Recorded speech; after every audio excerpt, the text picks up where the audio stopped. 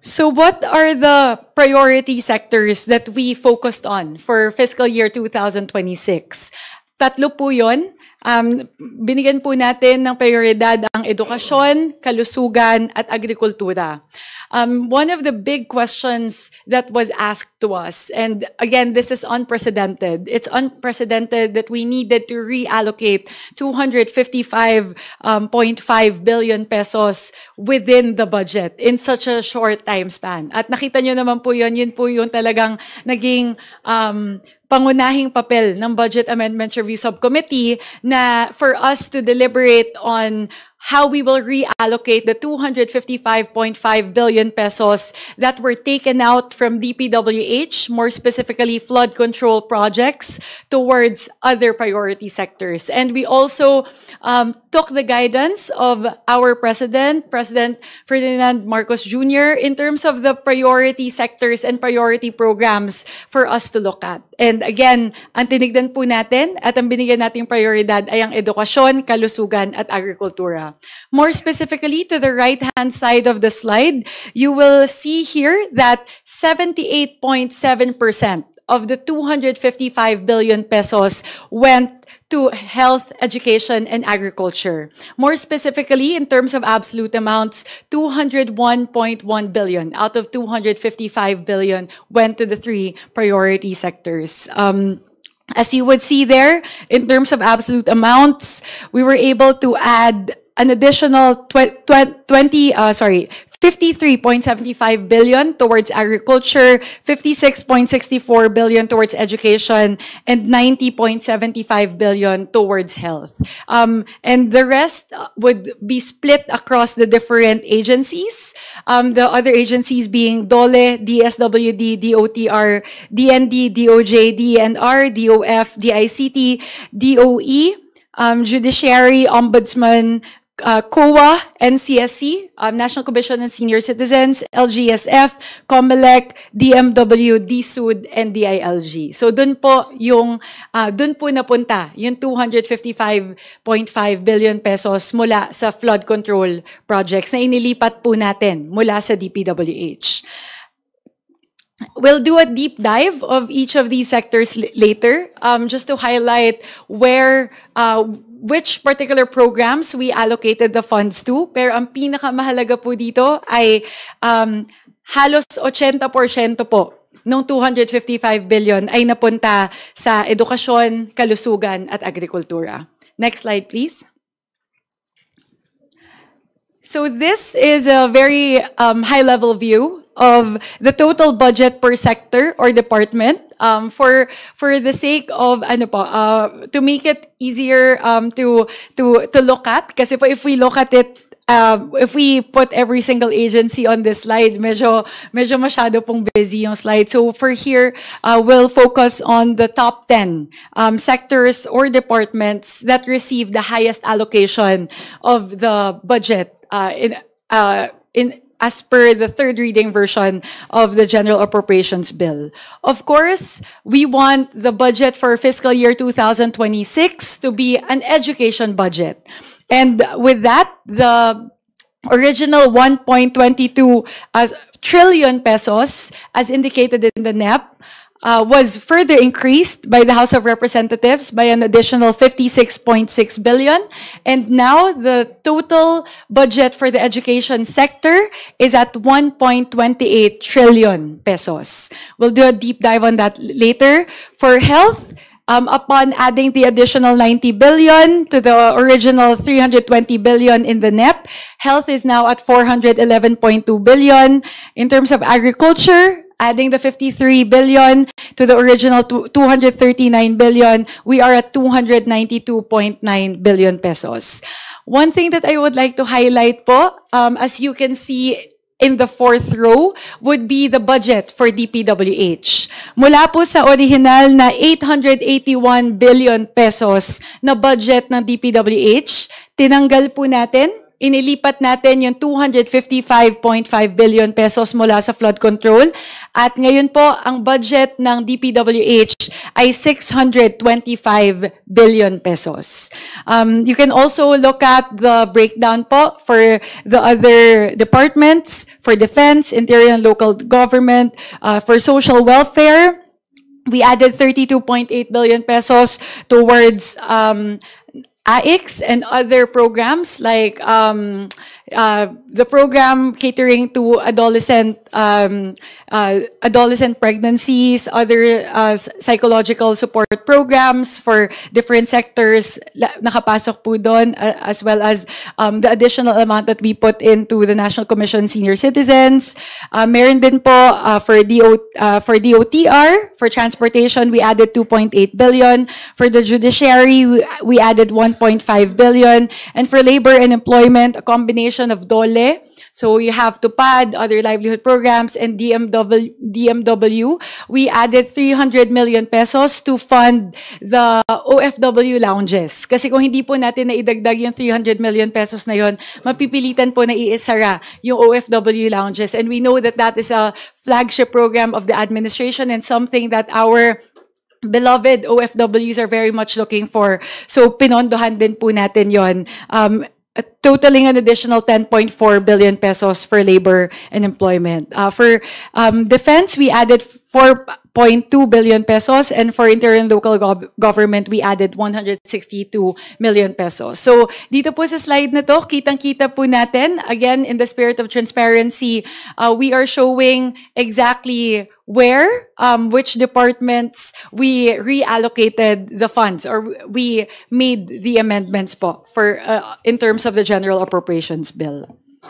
Next slide, please. So here, just to kind of focus more on the fact that the fiscal year 2026 budget is going to be an education budget. The budget for fiscal year 2026, I am happy to report, will be the highest education budget in the history of our country, with a total of 1.28 trillion pesos. That is the final total once we add the 56 billion pesos added by the House of Representatives. For the first time in history, we were able to breach the 4% international benchmark. At hindi lang po natin nalagpasan yung 4% na yon, umabot pa po tayo sa 4.1%. Ibig sabihin po, 4.1% of the education budget represents 4.1% of our country's GDP. And alam ko po, ang tagal na nating tinatarget yon. And finally, for fiscal year 2026, we were able to do that for the first time. In terms of specific breakdowns and expected outcomes, mas maganda po siguro na gawin nating mas konkreto. Ano po ang ibig sabihin ng 1.28 trillion pesos na ito para sa edukasyon? Una po, kasama po yung 35 billion pesos na idinagdag ng House of Representatives para sa BEF o yung Basic Education Facilities Program. Ang ating pong final total would be 63.2 billion pesos. And that would translate to 25,000 new and rehabilitated classrooms for fiscal year 2026. Ang laki po nito in terms of percentage because as our President Ferdinand Marcos Jr. mentioned in the SONA, ang target po would be to build 40,000 classrooms by 2028. And with the 25,200 classrooms that we will be able to build in fiscal year 2026, ang lapit na po natin. We're more than half. We're probably 60% of the way there towards our target for fiscal year 2026. Next po, ito po yung matagal nang hinihintay ng ating mga state universities at colleges. Ito po ay halos 4-5 taon na po nilang hinihiling na sana po mabayaran na, mapunan na yung kakulangan doon po sa implementasyon ng Universal Access to Quality Tertiary Education Act or UACTE. So, over the years, the accumulated deficiency to SUCs already amassed to 12.31 billion pesos. And again, for the first time, we will be able to fund all of that. So sa taong 2026, mapupunan na po yung buong kakulangan sa implementasyon ng UACTE. How were we able to do that? So we were able to put in a special provision in the General Appropriations Bill enabling CHED and the SUCs to access the Higher Education Development Fund or the HEDF for this purpose. Sa kasalukuyan po, meron pong laman na 11 billion pesos ang HEDF, and in the General Appropriations Bill, we provided that 7.82 billion pesos of that would have to go towards the payment of deficiency to SUCs. And on top of that, nagdagdag po tayo ng 4.4 billion pesos para po mabuo natin yung 12 billion pesos. So, lahat po ng 114 state universities at colleges sa buong bansa ay makakatanggap po, magbebenepisyo po dito. And ano po yung implication na to? This is the first year since UACTE was passed in 2017 that it will be fully funded. Medyo nakakagulat po yun, pero yun po yung realidad. At bukod pa po doon, hindi lang natin pupunan yung kakulangan nung nakaraan, kundi naglagay din po tayo ng paraan na hindi na po magkakaroon ulit ng ganong deficiency. Kasi po, inayos na din po natin yung sistema sa pagitan ng CHED, sa pagitan ng mga SUCs at ng DBM para po hindi na magkaroon ng discrepancy doon po sa expected number of enrollees as assumed in the funding in the General Appropriations Bill versus yung actual number of enrollees po ng kabataan. Ano po yung ibig sabihin nito sa mga paaralan? Ibig sabihin po, magagamit nila itong ibabayad sa kanila para po makapagpagawa ng mga infrastruktura, mas mapaganda po yung kanilang operasyon. Yun naman po kasi talaga yung kanilang hinihintay. Lastly, with the additional 13.8 billion pesos approved by the House of Representatives towards UACTE, CHED, and TESDA, ang total na po ng scholarships would be 52.2 billion pesos. And that would translate to scholarships for up to 2.49 million students across the country. So, yun po. Just wanted to highlight that. Ito po yung mga main highlights ng ating education budget para po sa taong 2026. Next slide, please.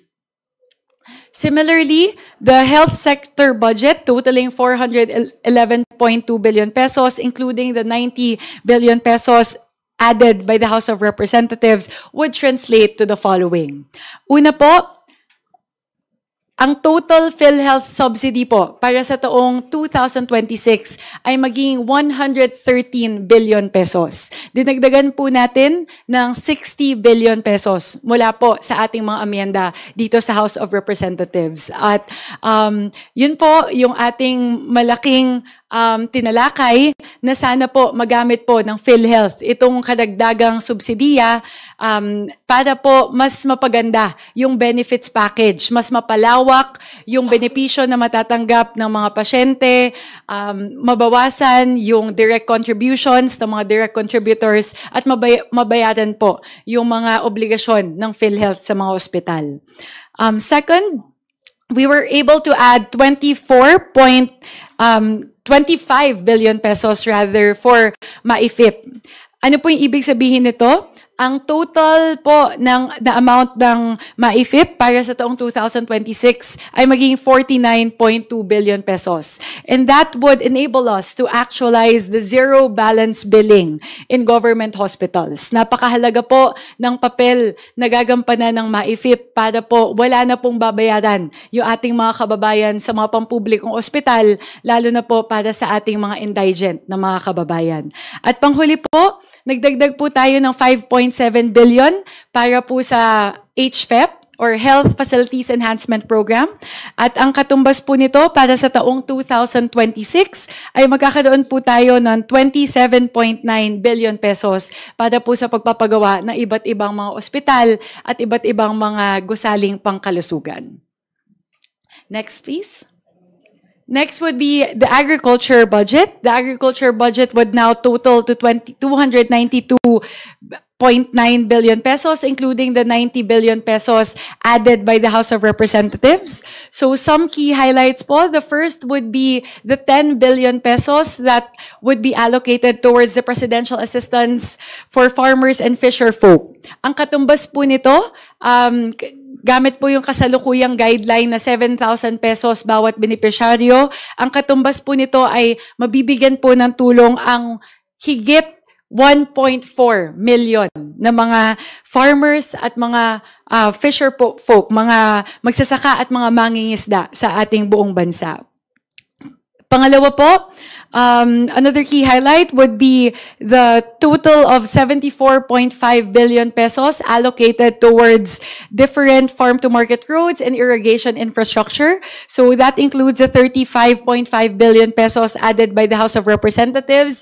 At alam naman po natin yung napakamahalagang papel na ginagampatan po ng mga farm-to-market road at mga irigasyon para po matulungan yung ating mga magsasaka na mas mapababa yung kanilang ginagastos sa pagsasaka dahil po mas mura yung binabayaran nila para po maiangkat, makuha po yung mga kanilang sinasaka o inaani mula po sa kanilang mga palayan. Sunod po, nakapaloob po sa General Appropriations Bill ang 30 billion pesos para sa Rice Competitiveness Enhancement Fund. Ibig sabihin po may karagdagang 30 billion pesos para po makapagbigay ng mga makinarya, binhi, training, pautang, insurance, irigasyon, at iba pang suporta para po sa ating mga mahal na mga magsasaka. Sunod po, nagbigay po tayo ng karagdagang 4.3 billion pesos sa NFA para po makabili po sila ng karagdagang post-harvest facilities at mga truck. Muli, gusto po natin na paigtingin yung pagbili ng NFA ng mga palay mula po sa ating mga magsasaka dahil mas nabibili nila sa mas mataas na presyo yung palay ng ating mga magsasaka. Sunod po, nagbigay po tayo ng karagdagang 1 billion pesos para sa crop insurance. So, para po matulungan yung ating mga magsasaka, lalo na po sa panahon ng kalamidad, para po meron silang insurance na pwede pong masandigan. Sunod po, we added 2.4 billion pesos towards the construction of different deep water ports for agri-industrial products and an additional 200 million pesos for the land tenure security program, particularly for agrarian reform beneficiaries. So, kalaki po ito ng New Agrarian Emancipation Act na naisabatas po ilang taon ay nakadadaan. Next, please. And something that we would like to really highlight is how the House worked very, very hard to do all of these in the midst of implementing reforms. Sweeping reforms po, hindi lang mga maliliit na reforma. Binago po natin yung maraming mga proseso na ilang dekada na nandoon. Kaya, it was doubly hard for us to be able to pass the budget. We had to work very, very hard to pass the budget on time in the midst of all of these reforms. Pero ginawa po yan ng inyong Kongreso dahil po sa aming pangako sa ating mga kababayan na gagawin po nating bukas, gagawin po nating transparent, gagawin po nating participative ang budget process para sa taong 2026 at sa mga susunod na taon. Ano-ano po yung mga reforma na ating ginawa? First, we have abolished the small committee. So the small committee, it has now been replaced by the open and the transparent Budget Amendments Review Subcommittee. Institutional amendments were deliberated on by the BARC, and the roughly 20 hours of deliberations were all live streamed. And during all of those deliberations, we showed the public line by line where every peso of the amendments went. Saan pong mga departamento, saang mga programa.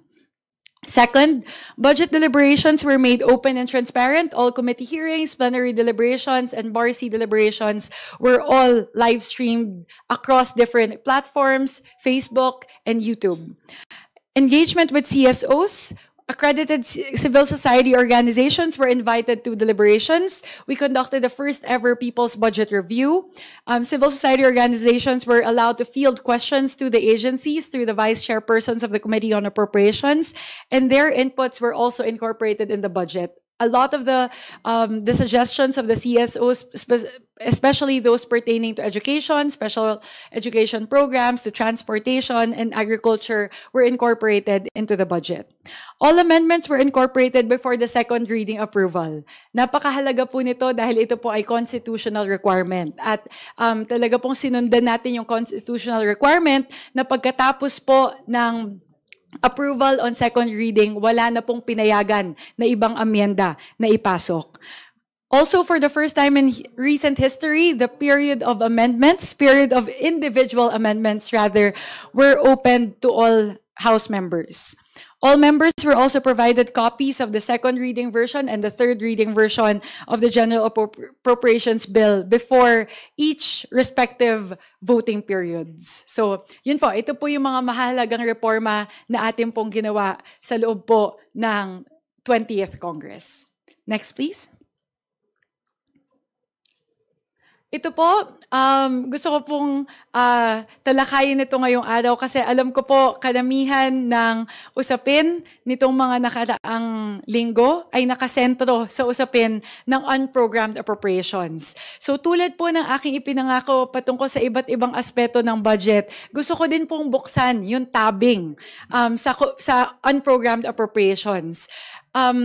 Ang pakiramdam ko po kasi, at yun po ay aking palagay, isa po sa mga dahilan kung bakit nagkakaroon ng ganitong usapin pagdating sa unprogrammed appropriations, ay meron po kasing uncertainty with regard to the contents of unprogrammed appropriations. So today, I would like to go through the different items within unprogrammed appropriations as well as the breakdown para po makita po natin ano po ba talaga yung laman ng unprogrammed appropriations. Pero bago po tayo pumunta dyan, ano po ba ang unprogrammed appropriations? I know this has been said a lot of times over the past few weeks, but unprogrammed appropriations is a standby appropriation duly authorized and approved by Congress in the General Appropriations Act. Standby appropriations lang po ito. Hindi po ito nakapaloob doon sa 6.793 trillion pesos na budget, na national budget na atin pong inaaprubahan. If you would want to look at it from a different lens, there is currently no funding for unprogrammed appropriations. Wala pong parte ng ating buwis sa 6.793 trillion pesos ang napupunta sa unprogrammed appropriations sa kasalukuyang forma ng General Appropriations Bill. And when can you actually fund unprogrammed appropriations? Mapopondohan lang po ang unprogrammed appropriations kung meron pong sobra o kadagdagang kita ang ating gobyerno sa taong 2026 o kung meron pong panibagong loan agreements na ating pong mafa-finalize kasama po ang ating development partners, particular po sa foreign assisted projects. So, yun po siguro muna. Lagi po kasing sinasabi na malaking porsyento ng 6.7 trillion ay napupunta sa unprogrammed appropriations. Hindi po tama yun. Sa katunayan po, walang parte ng 6.7 trillion pesos ang kasalukuyang na mapupunta sa unprogrammed appropriation. So, very important for us to align on that po. Ibig sabihin po, kung walang dagdag nakita ang gobyerno, wala pong mapopondohan sa unprogrammed appropriations. Yung 200... Oh, where are the amounts? Where did the amounts go? Can you fill it in? Sorry po, may na-delete lang po doon sa slide. Yung amounts.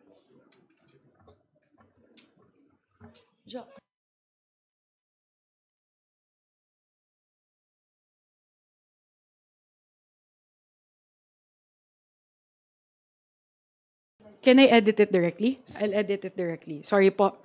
May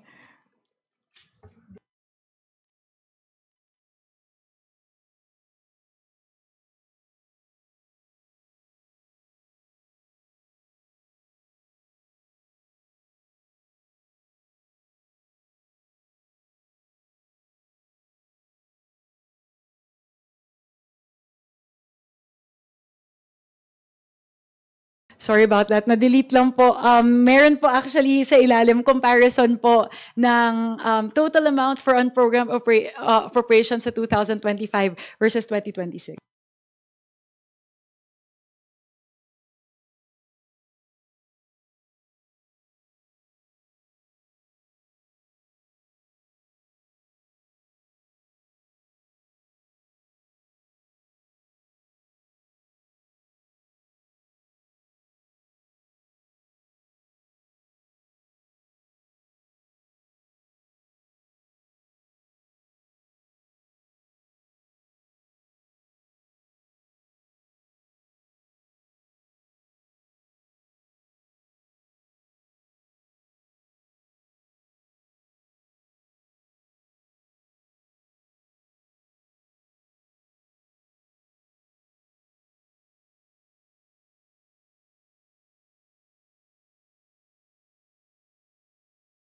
Sige po. Pasensya na po, na-delete po. Pero nung 2025 po, ang total amount po ng unprogrammed appropriations was 363.4 billion pesos. Kumpara po sa kasalukuyang level ng unprogrammed appropriations na 243.2 billion pesos. So kung titignan po natin, nagkaroon po ng pagbaba sa total amount for unprogrammed appropriations, that would be 120.2 billion pesos reduction for unprogrammed appropriations from 2025 to 2026. Ayan na po, handa na po. Sorry, na-delete lang.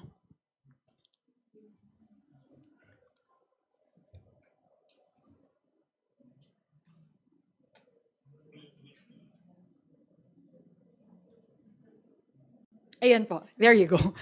Sorry po. That was the original version of the slide. So dito po sa ilalim, mahalaga po na bigyan natin ng diin na bumaba po yung total amount. The total amount for unprogrammed appropriations decreased from 2025 to 2026. From the 2025 level of 363.4 billion pesos, the amount for unprogrammed appropriations decreased by 120 billion pesos to the current 2026 level of 243.2 billion pesos. So, yun po, malaki po yung tinanggal sa unprogrammed appropriations sa kasalukuyang version ng General Appropriations Bill.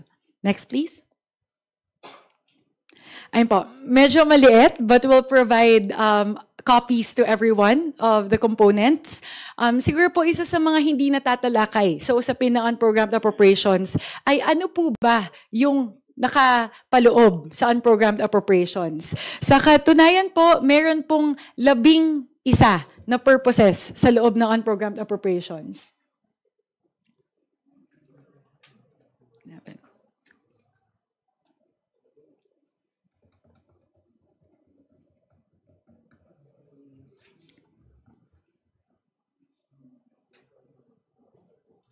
What's happening?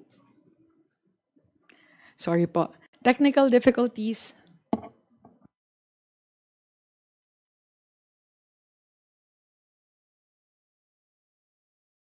Ayan po. Ito po yung 11 na nakapaloob sa unprogrammed appropriations. Under unprogrammed appropriations, we are authorizing 11 purposes for how unprogrammed appropriations can be spent in the 2026 budget.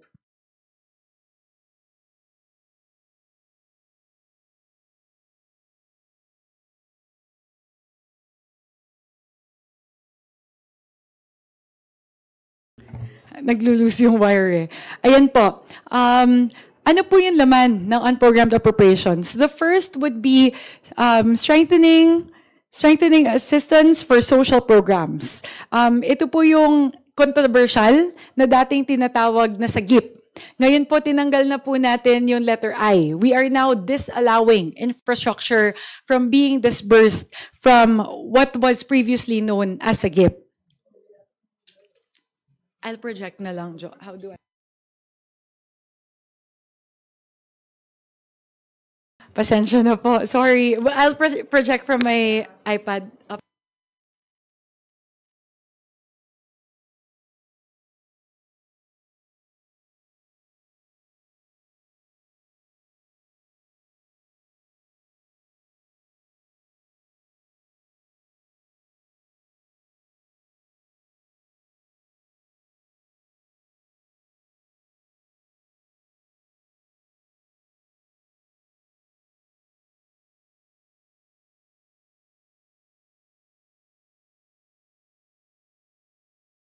Ayun po, ako na magko-control. Ay, mukhang mas gagana siya ng ganito. Ayan po. So, ito po yung dating tinatawag na sagip. At mahalaga po na bigyan natin ng diin na ngayon po, alam ko po kasi yung mga napag-usapan na dito po sa una, yung dating tinatawag na sagip, dyan po nabatak yung flood control projects ng mga nakalaang taon. And at para po sa taong 2026, gusto po nating siguraduhin na hindi po maaabuso ang unprogrammed appropriations. At dahil po doon, atin na pong tinanggal ang infrastruktura mula doon sa dating sagip. Ngayon po, ang tawag na lang po sa kanya ay Strengthening Assistance for Social Programs. Mamaya po, ipapakita po natin kung ano yung nakapaloob sa Strengthening Assistance for Social Programs. Kung makikita po natin dito, malinaw po na detalye yung mga iba't ibang mga pwedeng paggamitan ng unprogrammed appropriations at kung magkano po yung pwedeng batakin mula dito. Ibig sabihin po, para lang po bigyan ng linaw, currently, these are not funded in the GAB. These are the standby appropriations that can be funded if excess revenues become available. So ano po yung mga iba pang mga purpose na pwede po nating pondohan sa loob po ng unprogrammed appropriations? The second purpose would be budgetary support to government-owned and/or controlled corporations, and this pertains to conversion into subsidy of national government advances of loan obligations of GOCCs. The third would be, the third and the fourth, we have to take them both together. Ito na po yung nakasentro din sa mga usapin ng mga nakarang araw. Ito po yung foreign assisted projects o yung FAPs. In total, the total amount for Purpose 3 and Purpose 4 is 97.3 billion plus 35 billion pesos. So this would total 133 billion pesos for foreign assisted projects. Mamaya po ipapaliwanag ko din po yan sa mas malalim na detalye. Fifth would be the program on risk management. So these cover the commitments and obligations of our government towards public-private partnership programs or PPPs.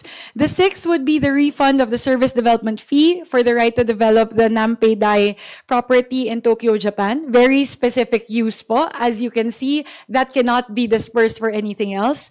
Seventh would be prior year's LGU share. So that would be the share of LGUs in the 2% special privilege tax. Number 8 would be the revised AFP modernization, and this takes up a huge chunk of the unprogrammed appropriations. 50 billion pesos po sa 210 billion pesos na nasa unprogrammed appropriations ay naka-standby para po sa AFP modernization. Bakit po? Dahil po sa AFP modernization law, bawat taon po actually, ideally, ang nakapondo para sa AFP modernization would be over 100 billion pesos. But given the limited fiscal space, we are only able to program within the budget of the DND roughly 40 billion pesos for AFP modernization. Kaya po tayo nag-aabang ng kadagdagang 50 billion pesos para sa AFP modernization dahil hindi po sapat yung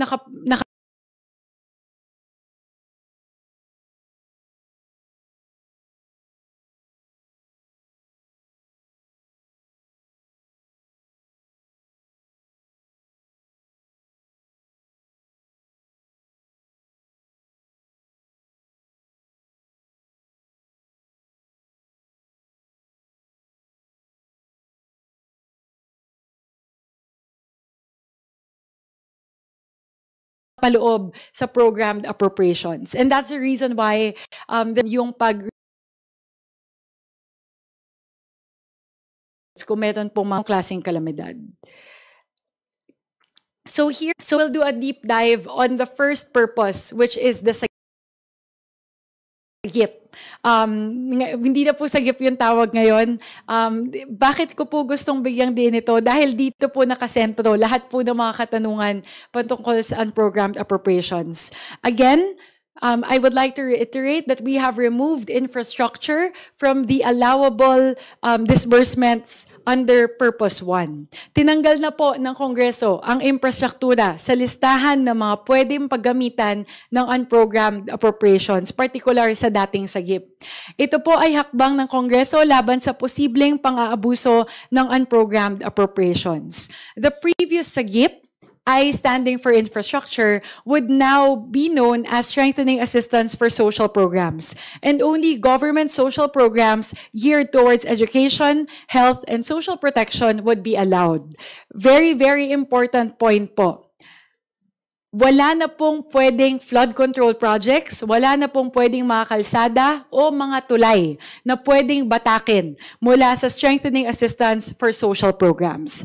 So just to be very, very transparent about it, meron din pong breakdown sa loob ng Special Purpose 1. Siguro po kasi, nakita ko po sa ilang pagtatalakay na unprogrammed appropriations, iniisip po kasi ng ilan na lump sum funds yung unprogrammed appropriations. Hindi po totoo ito. Sapagkat meron pong naka-line item na mga programa at mga purpose sa ilalim po ng unprogrammed appropriations. And here I would like to highlight the purposes or the projects intended under Special Purpose 1. Makikita po natin dito, meron lang po, technically, merong infrastruktura dito. Kung makikita nyo po sa ilalim ng DepEd, meron pong naka-standby para sa Basic Education Facilities Program at Public Schools Infrastructure Program. So, technically, meron pong infrastructure, pero ang pwede lang po dyan ay mga school buildings. So, just to do a deep dive, ano po yung laman ng ng bagong strengthening assistance for social programs that total 45 billion pesos. So, first, as you would see, there would be the payment of SSS loans. So that's 3.3 billion pesos. For CHED, the competitive grant mechanism for state universities and colleges would amount to 2 billion pesos. For PhilHealth, there's an additional 21.1 billion pesos on standby. Again, why is this the case? Even at 113 billion pesos, posible po kasing kulang pa rin yung binibigay natin sa PhilHealth. So, in case there would be excess revenues, we are putting roughly 21 billion pesos on standby for additional subsidies to PhilHealth. Here, bukod po doon sa education program or education budget na nakaprogram kanina, meron din pong kadagdagang 7.8 billion pesos na nakaabang para sa DepEd. Actually, hindi lang po 7.8 kasi po 7.8 billion plus 450 million plus 13 million. So, roughly 8.2 billion pesos on standby for DepEd. Makikita nyo po dyan, iba-ibang programa po yan. School-based feeding program, textbooks and other instructional materials, basic education facilities, public infrastructure, public schools infrastructure program, physical fitness and school sports, and basic education curriculum. Meron din po nakaabang para po sa DOLE TESDA. There is 2.3 billion pesos on standby for the scholarship program for eligible incumbent child development workers, including UACTE requirements. There is also 1.3 billion pesos on standby for the requirements for hospital equipment and other facilities, and 6.5 billion pesos on standby for AICS under DSWD.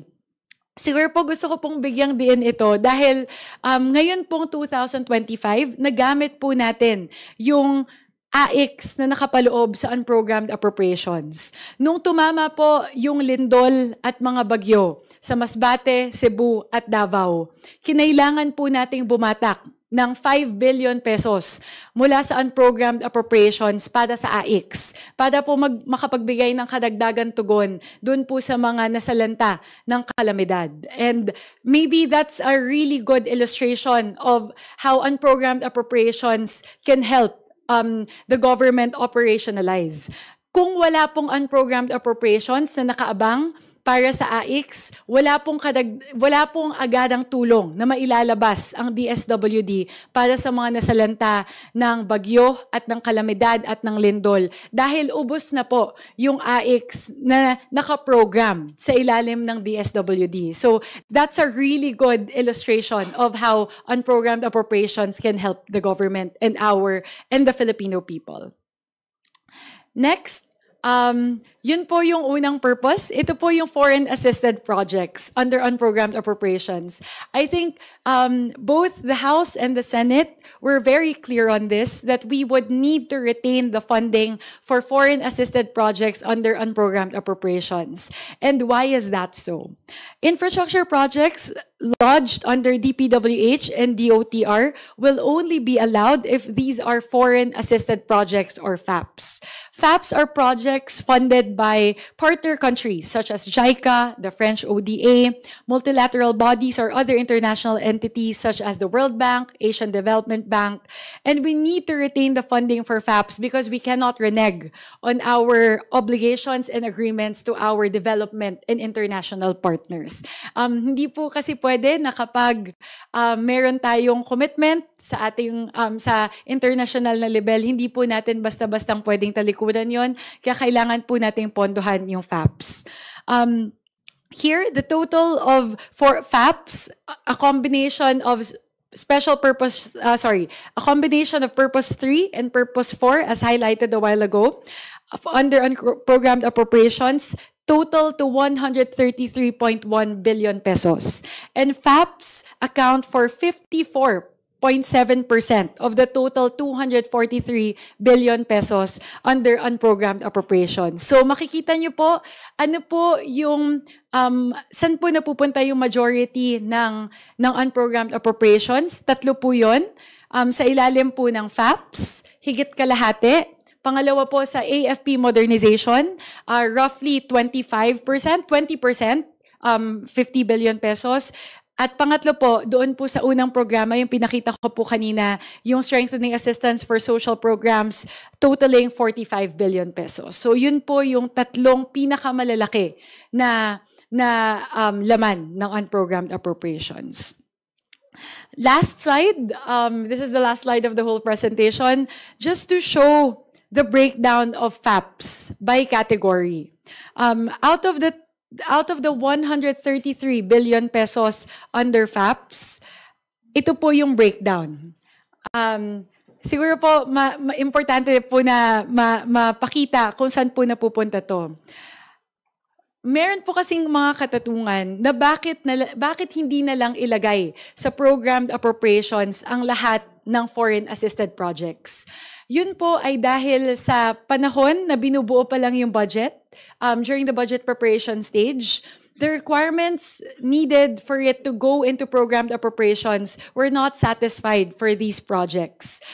For example, po, there are two requirements for it to go into programmed appropriations. First is it would require a perfected contract or perfected agreement between the Philippines and our international partners.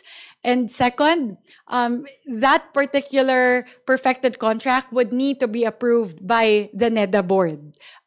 So, yun lang po yung dahilan. As much as we would like to put all of the foreign assisted projects under programmed appropriations, meron po kasing mga proyekto na mahahalaga na hindi po umabot doon. At ito po yun. Una, yung 36.7% po, yun po yung binanggit ko. These are the FAPs currently under negotiation. So, out of the 133 billion, 48 billion po yun. Ibig sabihin, hindi pa pinal yung kasunduan sa pagitan ng Pilipinas at ng ating international partners. Second, the newly approved loans.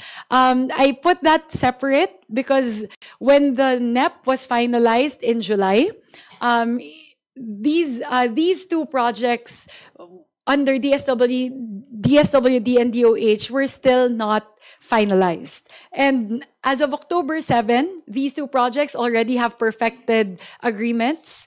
That's why we put it separate. And the total for that would be 38 billion pesos. And lastly, this is very interesting. 45 billion under FAPs are additional Tier 2 requirements of ongoing foreign assisted projects under DOTR. Ano po yung ibig sabihin nito? Ito pong 45.8 billion pesos na to, meron silang counterpart sa loob ng programmed appropriations ng DOTR. Pero dahil po sa palagay po ng DBM, ang kanila pong assessment ay hindi po mauubos ng DOTR yung kabuuan ng pondo na yon. So halimbawa po, I'm using the numbers loosely, but just as an example, the Metro Manila Subway Project, for example po, 100 billion po yung kailangan sa project na yon. So, ideally, you would put the whole 100 billion under programmed appropriations. But given the historically low utilization rate for the Metro Manila Subway project, sayang naman po kung ibibigay natin yung buong 100 billion pesos doon sa programa na yon nang hindi naman mauubos ng DOTR. So ang ginawa po ng DBM, imbis na ibigay yung buong 100 billion pesos, binigay nila yung kalahati. Halimbawa lang po to, hindi ko po maalala yung mismong numero, pero binigay nila yung kalahati under Tier 1. Para po, yung kalahati, yung 50 billion pesos na kalahati, ay pwede nilang mailagay sa ibang mga departamento at ibang mga programa na talagang kailangan ng ating bansa. Ano po yung nangyari doon sa 50 billion pesos na natira na kailangan sana ipasok sa Metro Manila Subway Project? Linagay po sa unprogrammed appropriations. Para kung magkaroon ng pagkakataon na mauubos po ng DOTR yung 50 billion pesos na unang nailagay sa ilalim na unprogrammed appropriations, pwede pong bumatak sa unprogrammed appropriations. So, yun po. Hindi po totoo na yung mga programa sa ilalim ng unprogrammed appropriations ay walang counterpart o walang katumbas na line item sa programmed appropriations. There are instances wherein there are counterpart projects under the programmed appropriations, but DBM elected to separate the two in order to allocate resources towards programs and projects that are more urgently needed by our country. So, yun lang po. A little bit, my apologies po, it's a little bit technical, but it's really important po to be able to dissect the contents of unprogrammed appropriation. So, that's it. That would be my presentation po. Yun po yung kabuuan ng ating budget para sa taong 2026. Again, if there are key highlights that I'm hoping to share, that would be that one, this is the highest budget sector, this is the highest education budget in our country's history. And second, we have focused a lot of resources towards health. And third, we have focused a lot of resources towards agriculture. Yun lang po. Maraming salamat po. And I would now like to open the floor to questions from our friends in the media.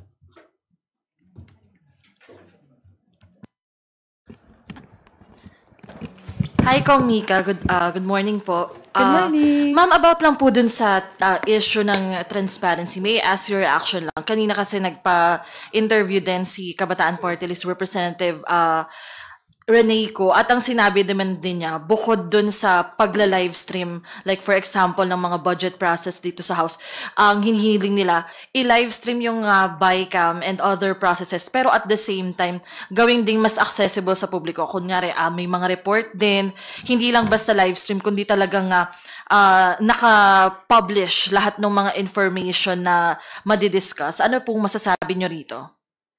Siguro po unahin ko po yung patungkol sa live stream ng the Bicameral Conference Committee.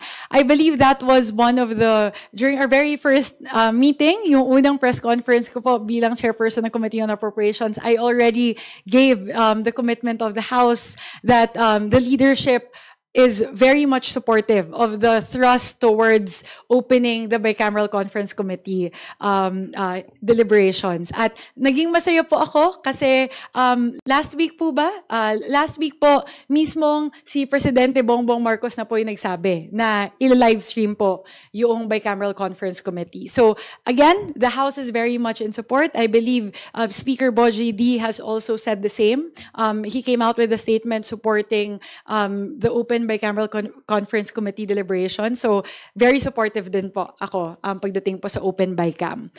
In terms of the other documents po, we have again, a lot of these documents po kasi would need to be, we would need to know which specific documents they would need greater access to. Kasi halimbawa po, for the first time, in-upload po yung third reading version ng GAB sa website ng House of Representatives immediately after its approval. And I believe that is the commitment that we gave our partners in the Senate, that we will make that immediately available to them as soon as we approve the General Appropriations Bill on third and final reading. In terms of other reports, halimbawa po, kunwari, sa susunod po, pag merong BARC, kung gusto po ng reports, pwede rin naman po nating ilabas yan. Kasi po naka-livestream naman po, so kitang-kita po ng lahat yung Excel file. But if other members of the House and other members of the public would like a formal document to be uploaded, particularly with regard to the BARC, pwede din po natin gawin yon. So I would be very happy to talk to Congresswoman Ko as to which documents they would like better access to moving forward. Opo. And last na lang po, ma'am, from my end, sa ngalan ng House Committee on Appropriations and even sa Kamara, kasi hindi pa rin po natatapos yung mga nagsasabing, sinabi rin ng Makabayan Block na may pork barrel system pa rin, sinasabi na may 600 plus billion pesos of it, and even yung mga civil society organizations, ito din yung palagi nilang sinasabi habang nandito pa rin sa level ng Senate naman ngayon yung bilang pinuno po ng House Committee on Appropriations, ano pong masasabi nyo rito sa issue ng pork barrel at assurance na rin sa ating mga kababayan? Maraming salamat po. Sinisigurado po natin na wala pong pork barrel funds sa budget para sa taong 2026. Alam ko po yung mga particular na programa na binabanggit po sa usapin na ito. Kadalasan po ang nadidinig ko yung AIX, MAIP at TUPAD. And on the part of the House, we have always maintained that in terms of post-enactment interventions, the House never engages in post-enactment interventions. Ibig sabihin po, kapag naaprubahan na po ang budget po para sa mga programa na ito ay napupunta sa mga kanya-kanyang mga ahensya. Halimbawa po, sa kaso ng AIX, nasa DSWD po, sa kaso ng MAIP, nasa DOH, sa kaso ng TUPAD, nasa DOLE. So, yun po, nandun po yun. At nasa discretion po ng ahensya kung papaano po i-disburse ng ahensya. They have their own internal guidelines, they have their own internal procedures as to how to disburse these funds. At wala pong intervention ang Kongreso patungkol po sa implementasyon ng mga programa na to. Another characteristic of pork barrel funds, as it's known in the past, would be its lump sum nature. At kung nakita nyo naman po yun, nakadetalye po lahat ngayon. Wala pong mga nakatago na pondo, wala pong mga nakatago o mga nakabaon na mga programa. Kaya po, atin pong maibibigay ang kasiguraduhan sa ating mga kababayan na wala pong pork barrel funds sa ating budget para sa taong 2026 at sa mga susunod na taon po sa ilalim po na aking liderato bilang chairperson ng Committee on Appropriations. Next question. Kenneth.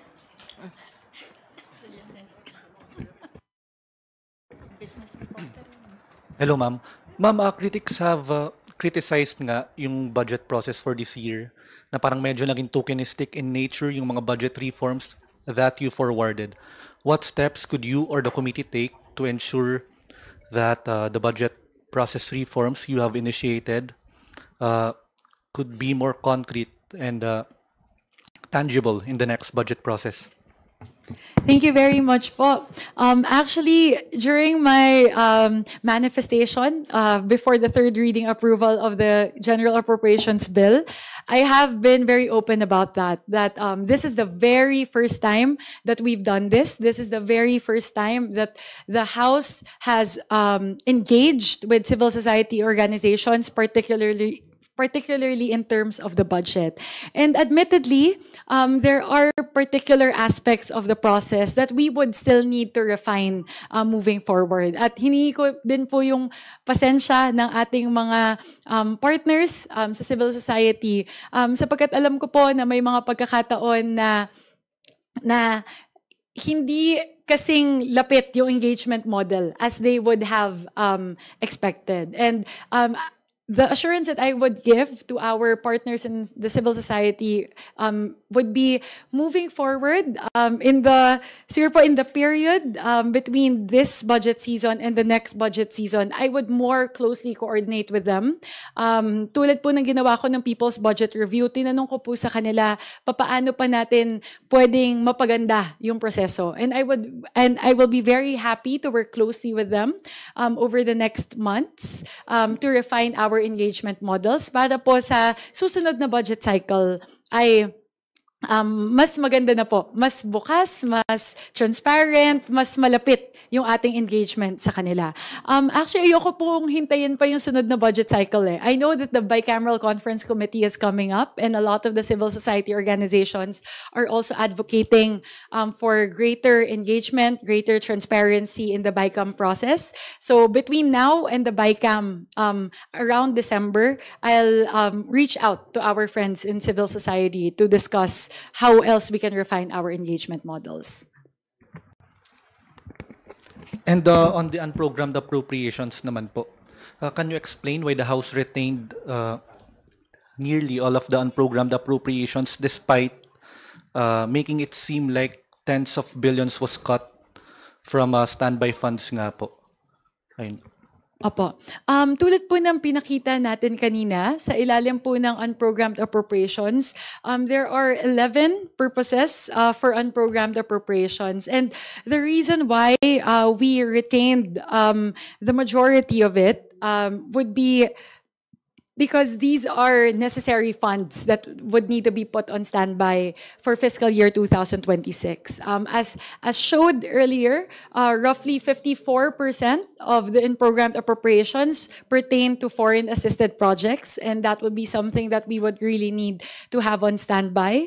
The other part of it would be those pertaining to strengthening assistance to social programs amounting to 45 billion pesos. As you can see po, nakalagay naman po kasi yon nakaabang po yon para sa PhilHealth, sa DepEd, sa DOH, sa DOLE, at sa CHED. So these are items that would be necessary and would be very helpful for the country. And lastly po, sa AFP modernization, actually po, as also explained earlier, mas malaki pa nga po yung funding requirement as per the AFP modernization law. So there's 40 billion under programmed appropriations right now, 50 billion under unprogrammed appropriations. We still have around, I think, 20 to 30 billion deficit despite having this in unprogrammed appropriation. So, kung titignan po kasi natin, kung hihimayan din po natin yung utilization rate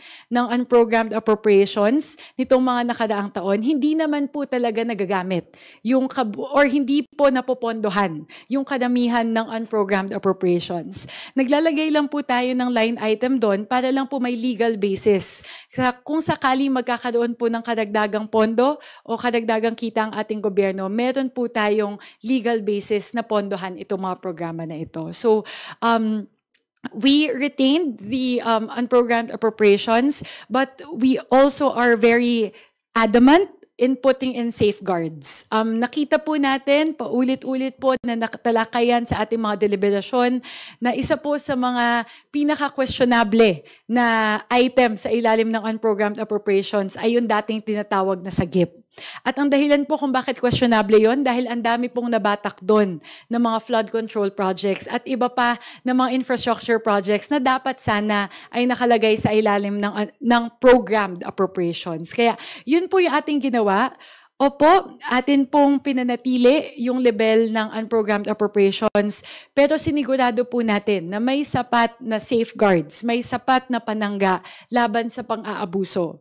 Tulad po ng binanggit ko, hindi na po pwedeng bumatak ng flood control, ng kalsada at ng tulay mula po sa dating tinatawag na sagip. So ang pwede na lang po ng mga infrastructure projects would be infrastructure projects pertaining to foreign assisted projects.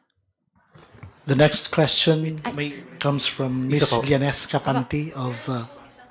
last follow-up po. sorry. Sorry, may bagong line item kasi under unprogrammed appropriations, yung government counterpart for foreign assisted projects. Could you differentiate anong pinagkaiba nung support to FAPS and itong government counterpart Apo. for FAPS? I'll flash the slide po. I think share.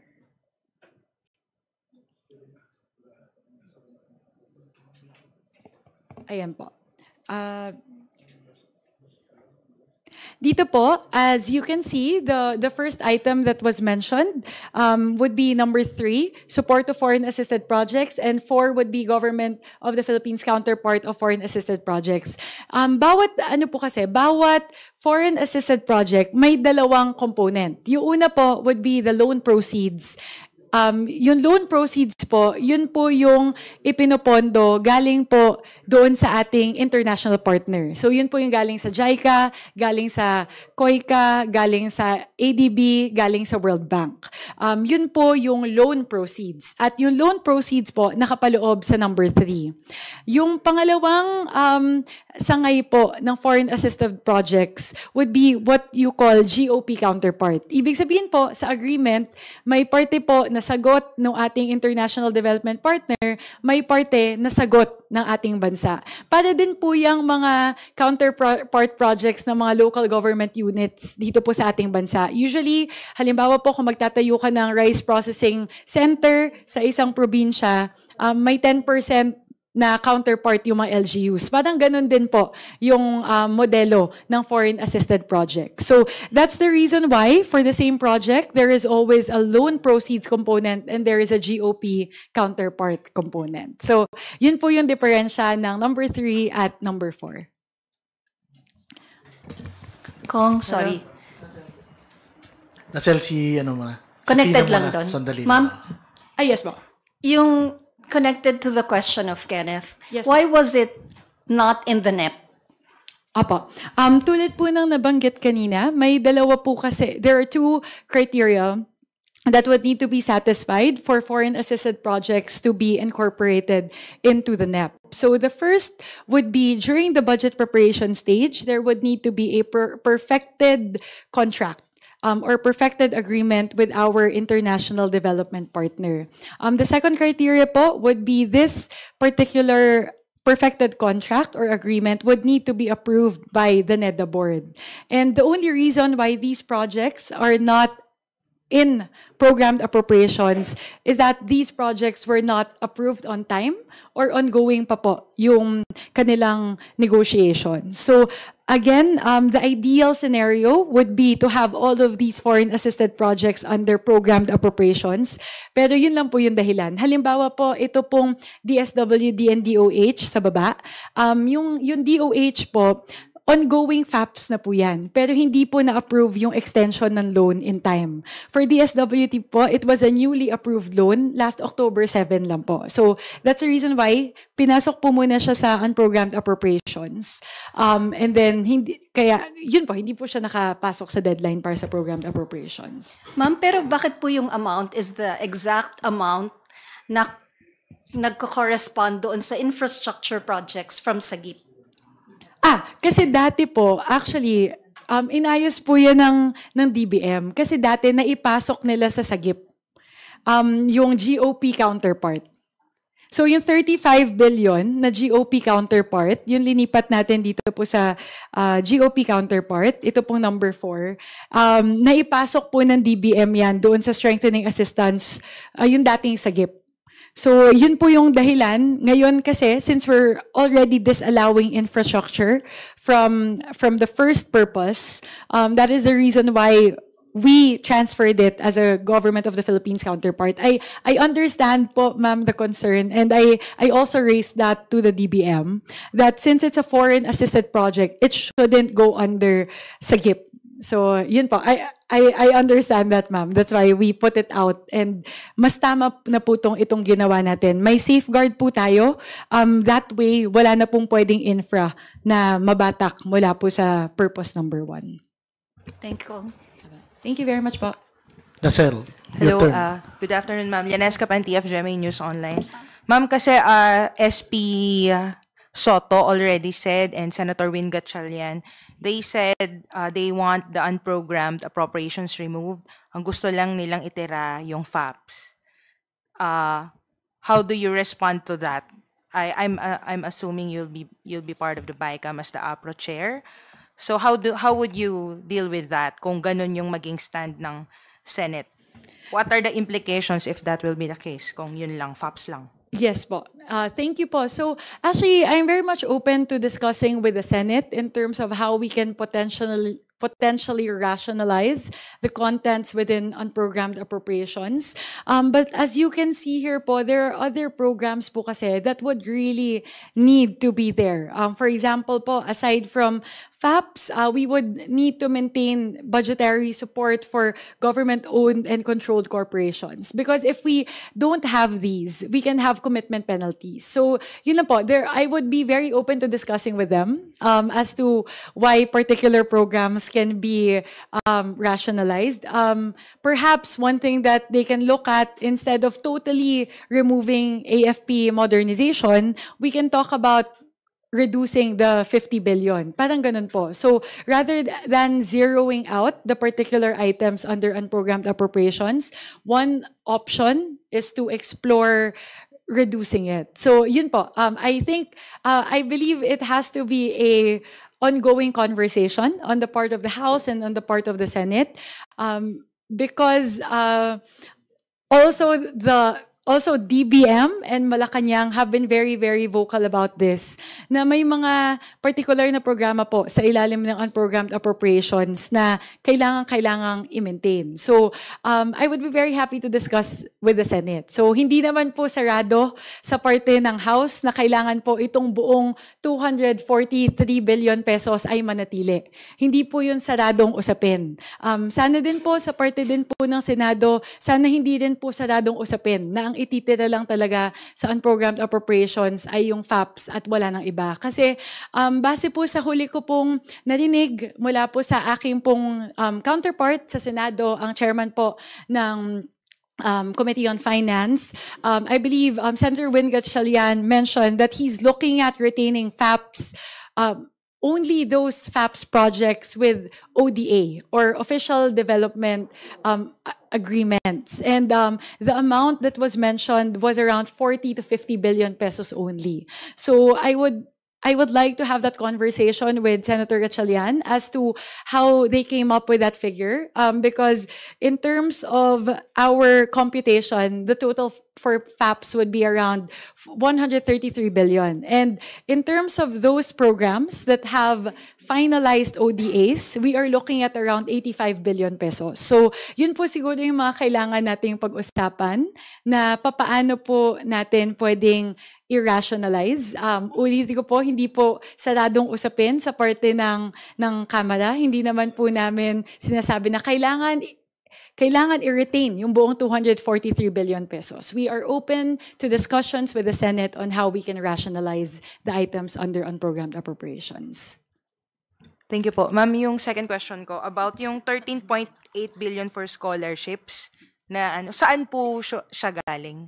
Kasi 'di ba yung 12 billion special provision, I understand, yung sa UACTEP. But yung 13.8 billion additional scholarships, galing po ba yun ng DPWH? Yes po. Kabuuan po nito, kabuuan po ng 13 billion pesos ay nagmula po sa 255.5 billion pesos na binatak mula po sa DPWH. Yung 12 billion pesos po, kanina, yung sa deficiency to SUCs, hindi po lahat yun sa special provision lang. 7.8 billion pesos po ay galing po sa special provision ng HEDF.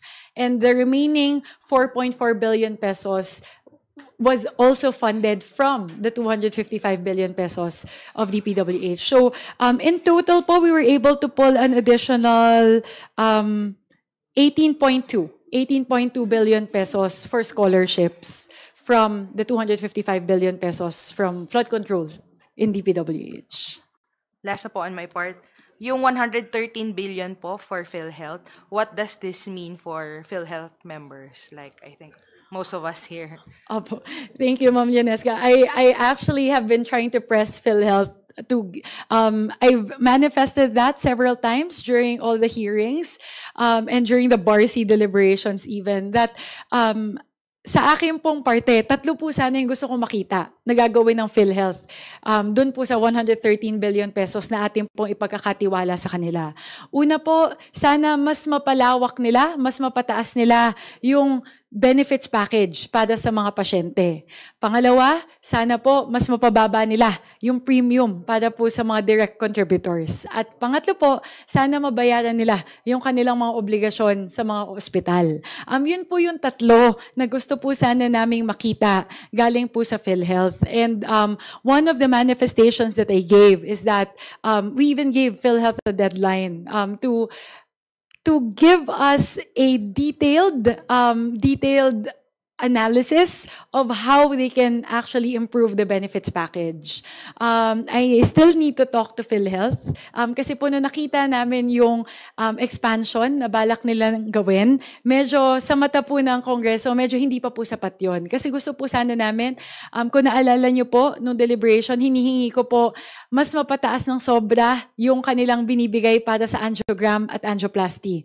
Ngayon po kasi parang 9,000 pesos lang yata yung binibigay nila para sa angiogram at alam naman po natin na minimum 50,000 pesos yung angiogram. So yun po yung 3 na gusto ko makita na gagawin ng PhilHealth at medyo kailangan pa po naming, medyo dikdikin pa po yung PhilHealth para makuha yung commitment nila dito. Thank you po. Next, Haj. Hi, Komika. Magandang Hi, Sir hapon po. Haji. Ma'am, there was a senior minority lawmaker na who urged President Marcos to replace the DBM chief. Ang pino-point out po kasi niya, parang may negligence, extreme negligence and gross incompetence on their part, especially sa mga nakalipas po na budget 2023, 2024, and then 2025. Of course, you've worked with DBM officials, particularly Secretary Amina Pangandaman for the 2026 budget. But question is, meron po bang based on your observations and yung pakikipagtulungan po ninyo sa DBM, may mga pagkakataon po ba na may ganoon na issues surrounding DBM? I mean, ano po masasabi ninyo sa mga DBM officials na nakatrabaho po ninyo? Kasi parang sinasabi, replacing the DBM chief would send a strong message na kung talagang serious daw po ang administration for reforms sa budget process. Thank you po. Thank you po. I have the greatest respect for Secretary Amina Pangandaman. I have worked very closely with her. I have always seen her as the best economist I've worked with. Of course, aside from Sec RC, because I also love Sec RC. I have the highest respect for her, not only for Secretary Pangandaman, but for all of the officials in DBM.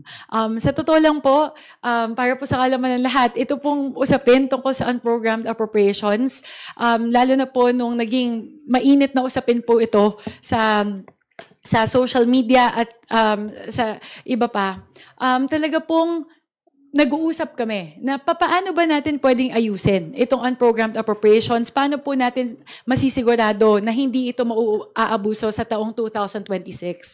And honestly, when we were doing all of those discussions, and even during the plenary deliberations, when members of the minority would have specific suggestions, particularly towards lump sum funds, UA, even in terms of the general provisions, makikita ko po and I say this with the utmost sincerity, kitang-kita ko po sa parte ng DBM na pag may na-recognize sila na point, na uy, okay yan tama yan. Sila pa yung unang magsasabi na, sige, Chair Mika, go, okay kami dyan sa amendment na yan.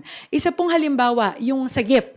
Yung nung ilang beses po na bring up yon sa deliberation, sila pa yung una nagsabi na, Chair, okay kami dyan. Kung tatanggalin talaga yung infrastructure mula sa GIP, sige, okay kami. Sila pa nga po yung nag-draft nung version ng special provision patungkol doon. So, I understand that there are instances or things that have transpired that may have called into question the safeguards, the evaluation, the assessment processes and guidelines within the DBM. But I really see the sincerity in the good men and women of DBM to continually improve their processes. Ang dami din po nila na ina-advocate ng mga transparency measures, yung open budget, yung Project Dime. They have a lot of transparency measures as well. So, even with the recognition that there might have been instances in the past wherein certain guidelines would need to be reinforced or amended, nakikita ko po yung sinseridad sa ating mga kasama sa DBM na talagang gusto talaga nilang ayusin yung proseso. So, ibig sabihin, ma'am, parang naayos na rin nila yung instances na yun kasi may binabanggit na parang may huge sums of money raw po na nag-disappear from the DPWH appropriations. Yun po yung ipinunto ng minority of lawmaker, in particular si Congressman Erice po. Tapos ang binabanggit din po kasi niya, parang may may influence daw from powerful legislators daw po kasi kaya parang siguro na-influensyahan daw po yung DBM. I would be very happy to discuss with Senior Deputy Minority Leader Erice with regard to that. I would be keen to know ano po yung particular na ehemplo na kanyang iniisip doon sa nawawalang pondo mula sa DPWH. Alam ko po ang isa sa mga natalakay yung malaki na nabatak mula sa dating sagip na flood control projects. But I would be very keen to know. Medyo mahirap po kasing sagutin nang hindi ko po alam yung particular na programa na tinutukoy po ni SDML Erice. But I'd be very happy to discuss with him po. Again, in 2026, I would be very adamant na kung ano man po yung mga nakaligtaan na mga guidelines o safeguards sa nakaraan, aayusin po natin yon. Paiigtingin po natin yon para sa 2026 para masigurado po na hindi maaabuso yung pondo para sa susunod na taon. Super last na lang po. So, Secretary Pangandaman should stay? For me po, yes. I see the hard work that she puts in, her integrity, and her love for her work. So, yes, I firmly believe that Secretary Amena Pangandaman should stay. Thank you po. We're down to the last 3 questions. The first comes from Rosalie Cos of UNTV. Hi Kong, good afternoon po. Hi, Ma'am Binawasan po yung pondo ng Office of the Vice President for 2026. Anong mangyayari po sa binawas na pondo? Saan po yun mapupunta? Opo, yung kabuuan po ng na kaltas sa Office of the Vice President ay inilipat po sa MAIFIP. So,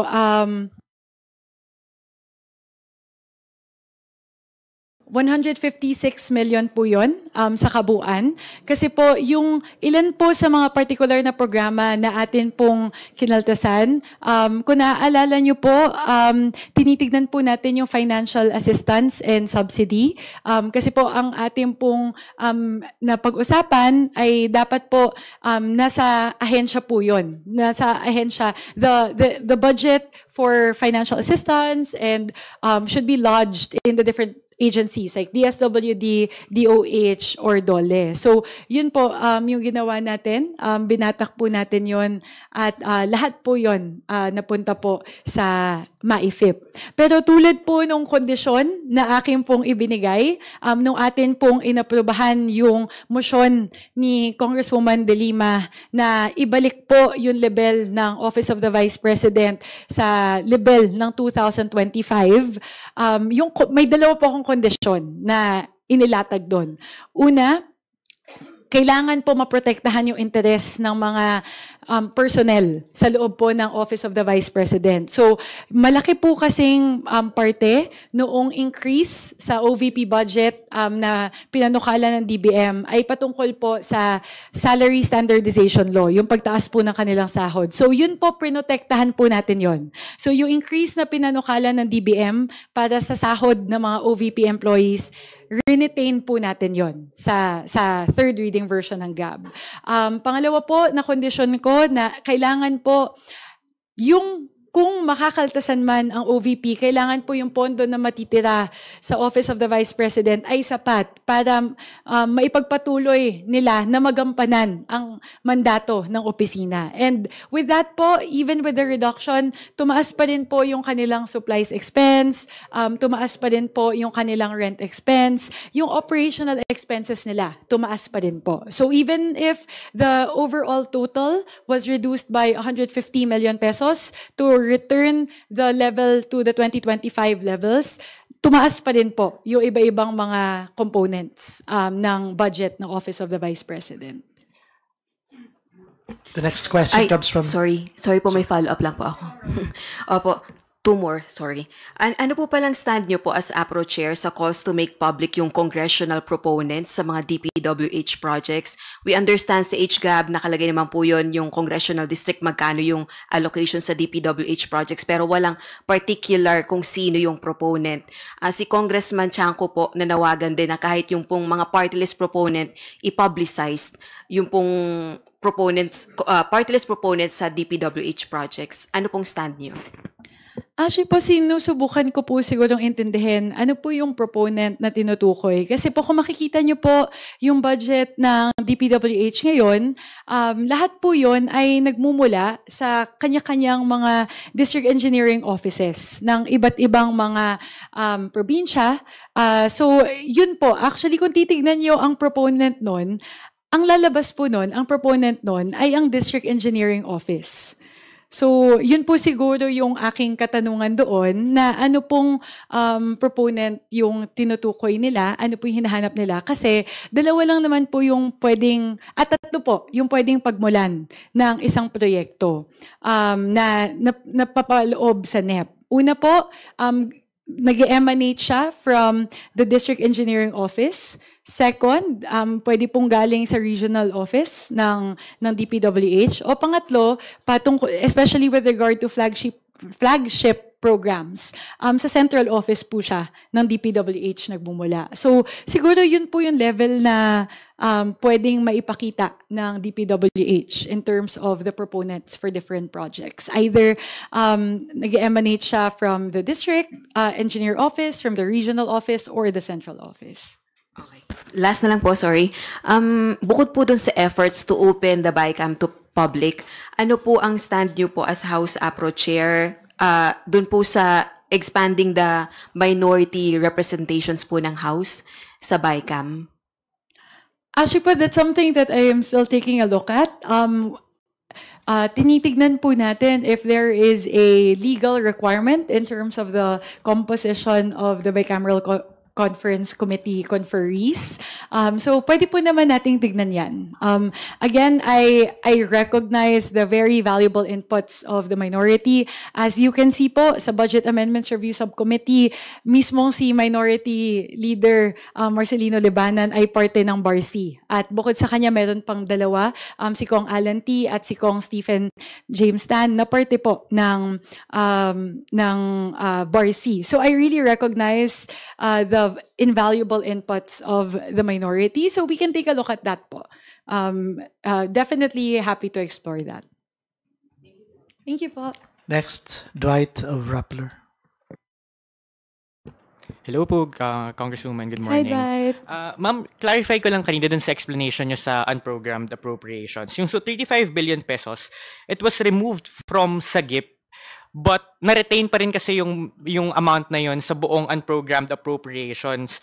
Ano ba yung direct impact nun sa paglilipat to the government of the Philippines counterpart of foreign assisted projects? Kasi kanina sa pagkakasabi nyo, parang yung government counterpart, it was originally in SAGIP. Like, can we say ba that because naging new line item siya, hindi na siya magagamit to local flood control projects? Ano ba yung may safeguards bang na-introduce by making a new line item out of it? Kasi baka isipin ng mga tao na ay parang ginawa nandun pa rin yung pera, ginawa niyo lang ng new line item. Thank you, Sir Dwight. That's something that I am really hoping to clarify. Ang dahilan po kung bakit binatak natin siya, kasi ang intention po talaga natin dun sa dating sagip ay tanggalin na yung infra mula doon. Kasi doon nga po nababatak yung flood control dati, kahit yung mga kalsada at mga tulay. So by taking out the FAPs from the first purpose, we are able to put in the safeguard there na definitively bawal na yung infrastructure projects dyan. So putting it out, putting the FAPs infrastructure out from the former SAGIP allows us to put in more stringent safeguards to ensure that it would no longer be abused. So, yun po. Kasi kung meron pang infra doon, hindi natin definitively matanggal yung infrastructure from the authorized purposes or authorized uses of purpose number 1, yung strengthening assistance to social programs. So, by taking it out, pwede nating lalong higpitan yung special purpose 1. Ma'am, pero dito sa bagong line item, sorry, pardon my ignorance, ito ba pwede pa rin gamitin for flood control projects yun? Let me check lang po sa kasalukuyan po kasi na tignan ko lang po yung breakdown ng kasi yung nakita ko po na mga malalaking proyekto ngayon doon, Metro Manila Rail, Metro Manila Subway, North-South Railway, sandali lang po, buksan ko lang po. May nakita din po kasi ako ng mga DSWD, diyan po buksan ko lang po. May detailed po ako na laman ng FAPs .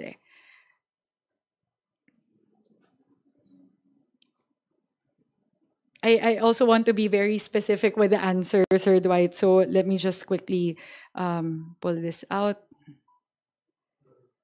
Ayun po. Yun po. Ang laman po nitong GOP ngayon. So the question po is whether there's a flood control project here.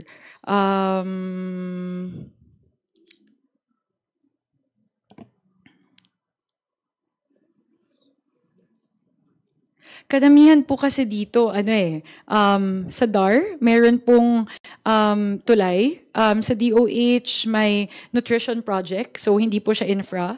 Sa DPWH, nandito po bridges, connector bridge, bypass, Central Mindanao Standard Highway, San Juanico Bridge is here.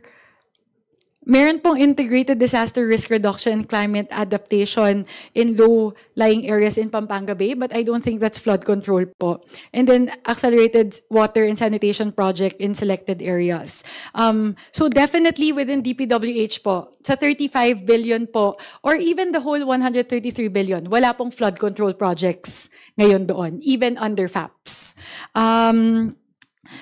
DSWD, e-vouchers po for food insecurity at saka Philippine Community Resilience Project. Sa DOTR po, as mentioned, Metro Manila Subway Project, North-South Commuter Railway, MRT Line 3 Rehab, MRT Line 4 Project, PNR Railway, LRT, Mindanao Railway Project, acquisition of 40 units of fast patrol crafts, Maritime Safety Capability Improvement Project, Cebu Bus Rapid Transit, and EDSA Greenways Project. So even across the board, ngayon po sa 133 billion under FAPs, wala pong flood control projects doon. Last 2 questions lang po. Yung una po, technical question lang po. Yung breakdown po ba may kita sa HGAB? Kasi I checked the unprogrammed appropriation section, hindi ko makita yung breakdown. Or is it in bawat agency ba?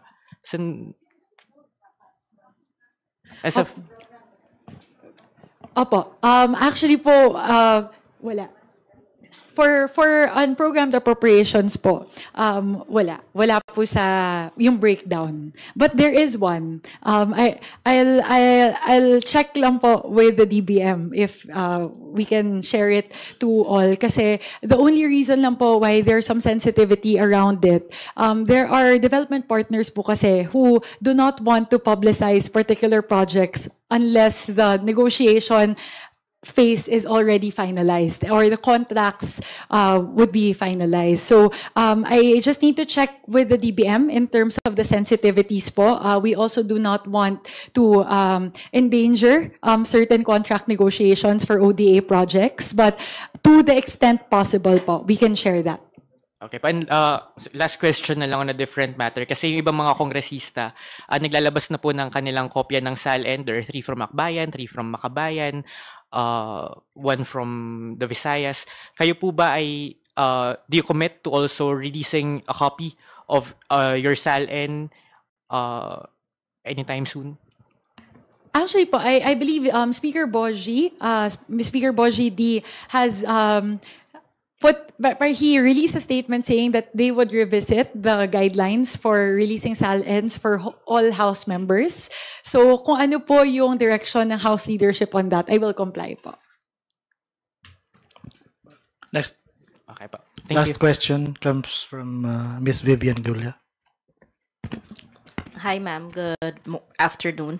You did say that you are open to reducing the unprogrammed appropriations, proposed unprogrammed appropriations for 2026. Pero non-negotiable po ba sa inyo yung FAPS, na FAPS lang ang i-retain? Kung titignan po kasi natin yung laman, bubuksan ko lang po ulit yung unprogrammed. So, hindi kayo papayag kung FAPS lang ang gusto ng Senate? Medyo delikado lang po kasi halimbawa po yung Marawi Siege Victims Compensation Program, that is something that we need to retain. Yung isa po, yung sa strengthening assistance for social programs, tulad po ng binanggit ko, there have been a lot of instances in the past. For example po, yung ngayon, dito po sa ilalim, yung unprogrammed appropriations na naka-standby sa loob po na AIX. May mga pagkakataon po kasi talaga na kailangan nating mabatak yon. Sa totoo lang po, ang takot ko po, kung i-wipe out natin lahat ng laman ng unprogrammed appropriations, halimbawa po, ito pong mga nakapaloob sa strengthening assistance for social programs. If there comes a time that there's sana naman po sa awa ng Diyos hindi mangyari, pero kung magkaroon po ng malaking kalamidad, kung magkaroon po ng kailangang national health emergency na kailangan pong respondihan, kung hindi po natin bibigyan ng legal basis for funding these items, hindi po tayo makakabatak. Siguro po, bukod po sa ngayong taon na nakabatak po tayo ng 5 bilyong piso para po tugunan at rumisponde po doon sa mga naapektuhan ng bagyo at lindol sa Masbate, sa Cebu at Davao. Several instances in the past. In terms of COVID, actually po, unprogrammed appropriations yung unang binatakan ng gobyerno para agad-agad na matulungan yung mga health emergency practitioners, yung mga frontliners natin, dun po bumatak sa unprogrammed appropriation. So there, I've had this conversation with the DBM as to what could happen if we take out all of the items under unprogrammed appropriations. And they were saying that yes, that's a possibility, but we really lose our flexibility to respond to emergencies and unforeseen circumstances. Kasi po, sa ilalim na NDRRMF, meron pong nandun. Merong roughly 30 billion pesos, tama ba, na nasa calamity fund. Pero yung calamity fund kasi, dadaan yan sa OCD. Tapos may specific uses lang na pwedeng lagyan ng calamity fund. Okay. So yun lang po. We lose our flexibility. So ang take ko po doon, I am very much open to reducing unprogrammed appropriations, pero sana po we retain the purposes that are really needed. So having said that, mga magkano po yung nakikita natin na possible na ma-retain from the 243 currently? So out of the 243, very, very, very ballpark lang po. And it's a little bit difficult to commit at the moment because I think we need to have that ongoing conversation with the Senate. But definitely we have to retain the 133 billion under FAPS as showed earlier. Nandiyan po yung 133 billion. Kung hindi man yung kabuuan, parang hirap mag-commit on the values po because we need to take a look at that. We need to retain some for AFP modernization. Kung hindi man po yung buong 50 billion, pwede po tayong magtira doon. Kailangan po kasi talaga ng armed forces natin ng kadagdagang tulong para po sa mga kagamitan. Budgetary support to GOCCs, even if it's not that whole amount, we need to put some on standby. Ano pa ba yung pwede nating i-reduce? Marawi Siege Victims Compensation Program, sana matira po natin yan kasi that's been a long-standing program at ang tagal na po yan, hindi po natatapos yung pagbibigay po natin ng tulong ng compensation sa lahat po ng mga biktima ng Marawi Siege. And sana po yung insurance premium. Kung hindi man sila komportable sa buong 2 billion, kailangan po sana nating magtira just for unforeseen circumstances. So, sorry po for not being able to provide the specific number, but those are the items that we can explore po. Okay. Your comment dito sa sinabi ni Representative Tino na mayroon daw pong backdoor para mapondohan pa rin yung locally funded infrastructure project. Sabi niya mayroon daw 4.9 billion na natira sa capital outlay at mayroon daw pong provision sa unprogrammed appropriations na nagpapahintulot sa DBM na dagdagan ito ng kahit magkano mula sa iba pang mga pondo sa unprogrammed appropriations. He sought to get that provision removed daw po pero hindi na aprobahan. Meron kasing dun po may dalawang I remember the special provision that Representative Tino was referring to. The DBM is authorized to one, approve specific disbursements, and second po to be able to reallocate. Kung ang takot po ng ating distinguished colleague would be may backdoor method for funding locally funded infrastructure projects, more specifically flood control projects. Wala na po dito. If you would see the purposes that we've allowed, wala na pong pwedeng pasukan ng flood control eh. Sandali lang po. Ayan. Wala na pong pwedeng pasukan ng flood control projects dito. So most definitely not locally funded. So even though DBM has the power to reallocate, if you would look at the safeguards that we've put in, wala na po dito na pwedeng pasukan ng locally funded flood control projects. Even roads, even bridges, hindi na po pwede. The only infrastructure projects allowed here would be especially under DPWH and DOTR, would be those pertaining to foreign assisted projects. So, yun po din yung binanggit ko sa ating kasamahan nung plenary deliberations that we have put in the safeguards to make sure hindi po maaabuso at wala pong backdoor way na mapasukan po ito na locally funded projects. Okay, Senate Finance Committee Chair Gatchalian is saying gusto niya limited yung discussion ng BICAM to the disagreeing provisions lang of the House and Senate versions of the GAB. Unlike before, parang yung AKAP sa BICAM ba yun na ilagay? Hindi raw magkakaroon ng reincarnation nitong AKAP. Your comment.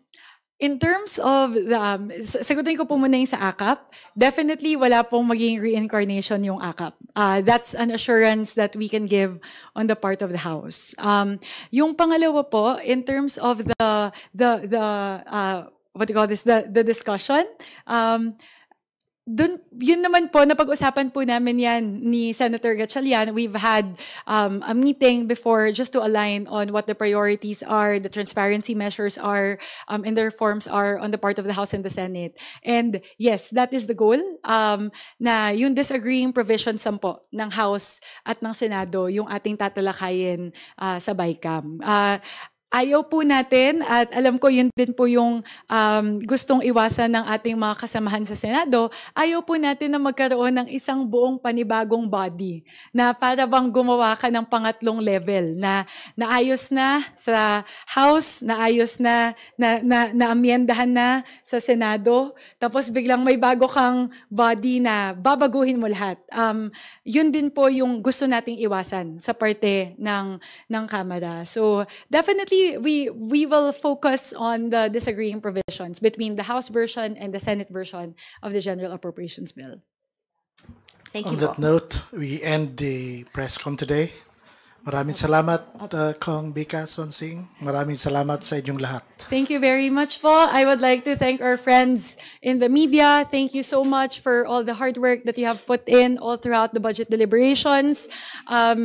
Lahat po ng puyat, kasama po namin kayo. Maraming salamat po for giving us the platform to share important information to the Filipino people. And ang assurance po na maibibigay po natin sa ating mga kababayan, yung budget po natin para sa taong 2026, sisiguraduhin po natin na tunay na tumutugon sa mga pangangailangan ng ating mga kababayan at ng ating bansa.